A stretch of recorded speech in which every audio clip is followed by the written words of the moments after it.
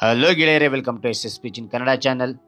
ಈ ಒಂದು ವಿಡಿಯೋದಲ್ಲಿ ಅಂಬೇಡ್ಕರ್ ಜಯಂತಿಯ ಪುಟ್ಟದೊಂದು ಕನ್ನಡ ಭಾಷಣ ನೋಡ್ತೋಣ. ಈ ಒಂದು ಭಾಷಣ ಅಂತ ನಿಮಗೆ ಇಷ್ಟವಾದ್ರೆ ಒಂದು ಲೈಕ್ ಅನೇಕ ವಿಡಿಯೋ ಪ್ರೋತ್ಸಾಹ ತುಂಬ ಸಿಗುತ್ತೆ.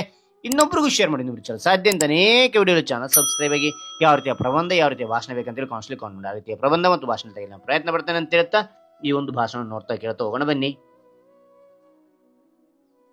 ಈ ಸಭೆಯಲ್ಲಿ ಉಪಸ್ಥಿತರಿರುವ ಮುಖ್ಯ ಉಪಾಧ್ಯಾಯರೇ, ಶಿಕ್ಷಕರೇ ಮತ್ತು ನನ್ನೆಲ್ಲ ಸ್ನೇಹಿತರಿಗೆ ಶುಭೋದಯ.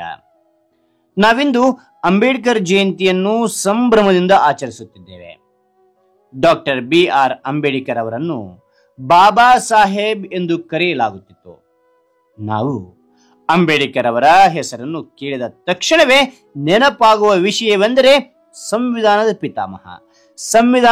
ಪಿತಾಮಹ ಎಂದು. ಇನ್ನೊಂದೆಡೆ ಬಾಬಾ ಸಾಹೇಬರ ಕೃತಿಗಳು ಮತ್ತು ಸಾಮಾಜಿಕ ನಿಲುವು ಸಂವಿಧಾನವನ್ನು ರಚಿಸುವ ಕಾರ್ಯವನ್ನು ಮೀರಿದ್ದು ಎಂಬುದನ್ನು ನಾವು ತಿಳಿಯಲೇಬೇಕು.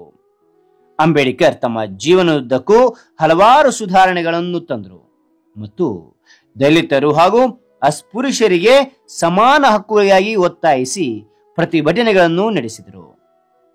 ಆ ಮಹಾನ್ ಉದಾತ್ತ ಆತ್ಮವನ್ನು ನೆನಪಿಸಿಕೊಳ್ಳುವ ಮತ್ತು ಅವರ ನಂಬಿಕೆಗಳು, ಬೋಧನೆಗಳು ಮತ್ತು ಕಾರ್ಯಗಳನ್ನು ಗೌರವಿಸುವ ಸುದಿನ. ಅಂಬೇಡ್ಕರ್ ಜಯಂತಿಯು ಸಮಾನತೆ, ಸೌಹಾರ್ದತೆ ಮತ್ತು ಶಾಂತಿಯ ಬಗ್ಗೆ ಜನರಿಗೆ ಅರಿವು ಮೂಡಿಸುವ ದಿನವಾಗಿದೆ ಮತ್ತು ನಮ್ಮ ಸಂವಿಧಾನವನ್ನು ನೀಡಿದ ವ್ಯಕ್ತಿತ್ವವನ್ನು ನೆನಪಿಸಿಕೊಳ್ಳುವ ದಿನವಾಗಿದೆ. ಅವರ ಕನಸು ಕಂಡಂತೆ ಭಾರತ ದೇಶವನ್ನಾಗಿ ಮಾಡಲು ನಾವು ಪ್ರತಿಜ್ಞೆ ಮಾಡಬೇಕು ಎಂದು ತಿಳಿಸಿ ಮಾತನಾಡಲು ಅವಕಾಶ ನೀಡಿದ ತಮ್ಮೆಲ್ಲರಿಗೂ ಧನ್ಯವಾದಗಳು. ನಮಸ್ಕಾರ. ಅಂಬೇಡ್ಕರ್ ಅವರಿಗೆ ಜಯವಾಗಲಿ. ಅಂಬೇಡ್ಕರ್ ಅವರಿಗೆ ಜಯವಾಗಲಿ. ಜೈ ಹಿಂದ್, ಜೈ ಭಾರತ್. ಹಾಗಾದ್ರೆ ಈ ಒಂದು ಭಾಷಣ ಅಂತಕ್ಕಂಥ ಇಷ್ಟವಾದ್ರೆ ಒಂದು ಲೈಕ್ ಅನೇಕ ವಿಡಿಯೋ ಪ್ರೋತ್ಸಾಹ ತುಂಬ ಸಿಗುತ್ತೆ. ಇನ್ನೊಬ್ರು ಶೇರ್ ಮಾಡಿ ಸಾಧ್ಯ ಇಂಥ ಅನೇಕ ವಿಡಿಯೋ ಚಾನಲ್ ಸಬ್ಸ್ಕ್ರೈಬ್ ಆಗಿ.